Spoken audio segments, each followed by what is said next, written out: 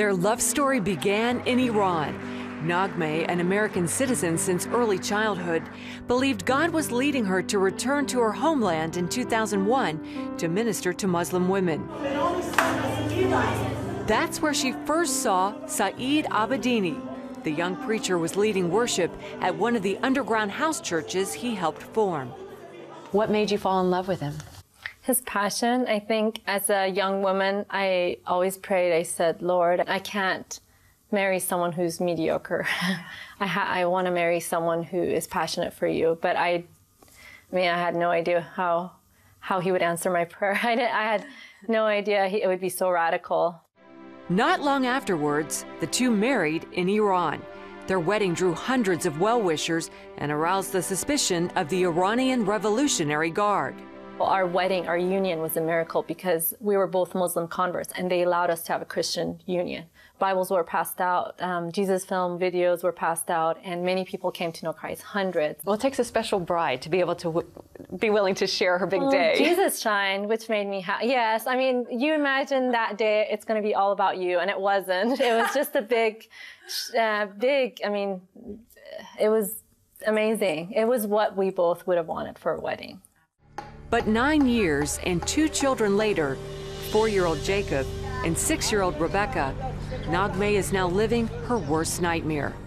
Last July, during one of Saeed's routine trips to Iran to establish a government-approved orphanage, he was detained and put under house arrest. Then, in January, the Iranian Revolutionary Court, so-called hanging judge, sentenced him to 8 years in Iran's brutal and deadly Evin prison. His crime? Preaching the gospel. In these photos, you can see men hanging outside the prison, an attempt to bring even more terror to inmates and family members.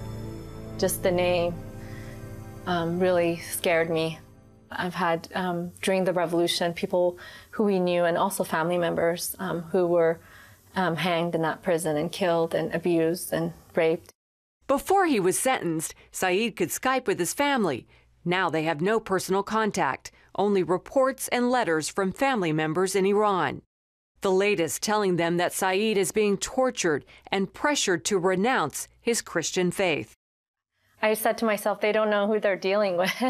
Saeed came from a very radical Muslim background, and he's very, since he accepted Christ and his life changed, he was very committed. Doesn't matter what beatings he goes through. It doesn't matter if they say we're going to kill you. As a wife, what's been the hardest part of all of this for you? The Lord has given me grace to go to his presence and just get my comfort. But as a mom, it's just every time is this like a stab in my heart when I see them struggling and I can't do anything about it. My son is his character has changed 100%. Since the arrest, he won't talk as much. He's very reserved. And then my daughter, she just cries a lot. What does it say? I miss you, Dad. And these are your tears? Yeah. Naghmeh admits at first she's sunk into despair. I was in the edge of extreme depression and anxiety and worry. And I could see that where I was almost being broken, I would have had to check myself in, but the Lord didn't let me break. I clung to him and I cried out to him. I said, Lord, in Philippians, you promised you will give peace beyond understanding. And he gave me that peace. And so the scripture is true. I just want people to know that if they cling to him and believe in his scripture and just don't let him go, hold on tight, he's going to get you through whatever it is. In the meantime, the American Center for Law and Justice is going full throttle with both a legal and media campaign. Jordan Sekulow says publicity could be a lifesaver for Saeed, just as it was for Iranian pastor Yusuf Nardakhani, sentenced to death for his Christian faith.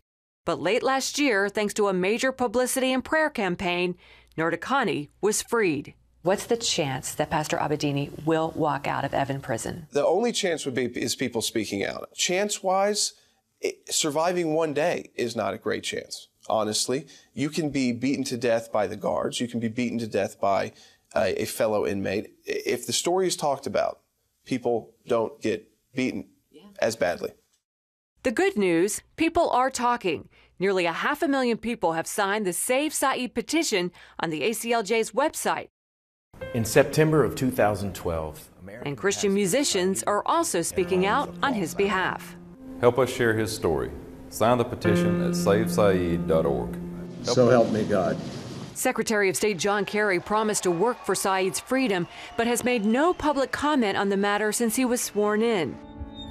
Naghmeh says she believes prayer, not government, will free her husband. Do you believe you'll see him again? I do, it's the flesh versus the spirit. My flesh wants to say he's not going to survive that prison.